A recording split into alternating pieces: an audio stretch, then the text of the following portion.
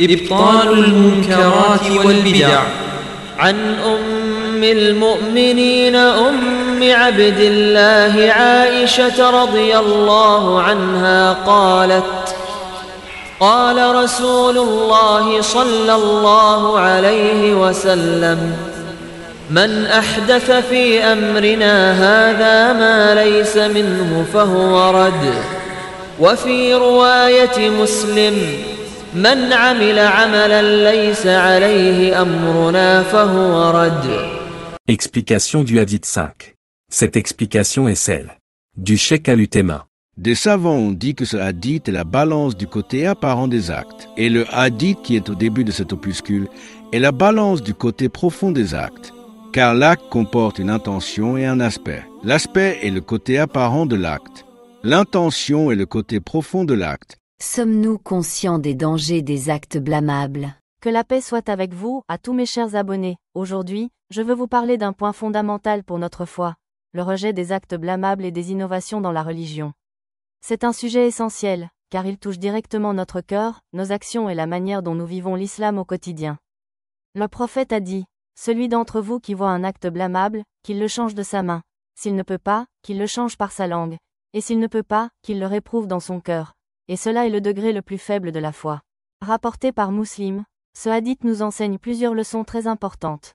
Premièrement, lorsque nous voyons quelque chose de blâmable, nous ne devons pas rester spectateurs.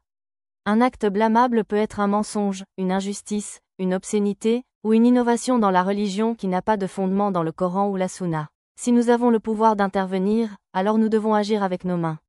Par exemple, un parent qui corrige ses enfants, un responsable qui empêche une injustice.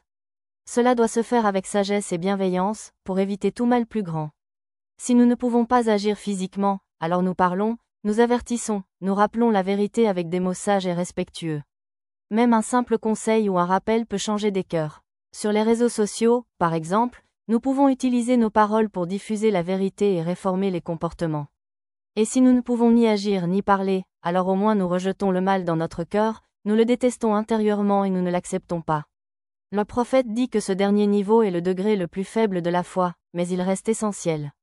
Car celui qui ne ressent plus de dégoût pour le mal met en danger son cœur et sa foi. Concernant les innovations religieuses, le prophète a clairement dit que toute innovation est un égarement. Nous devons donc préserver la pureté de notre religion, rester attachés au Coran et à la Sunna, et ne pas suivre les passions ou les coutumes contraires à la voie du prophète. Mes chers abonnés, le véritable croyant ne se contente pas de dire qu'il croit. Il agit, il protège sa foi, il guide sa famille et sa communauté. Et tout commence par notre cœur, qui doit être sincère et attaché à Allah. Souvenons-nous aussi de ce verset du Coran: vous êtes la meilleure communauté qu'on ait fait surgir pour les hommes. Vous ordonnez le bien, interdisez le mal et croyez en Allah. Gardons ce rappel en nous, et faisons de notre mieux pour rejeter le mal et préserver notre foi, par nos mains, notre parole et nos cœurs.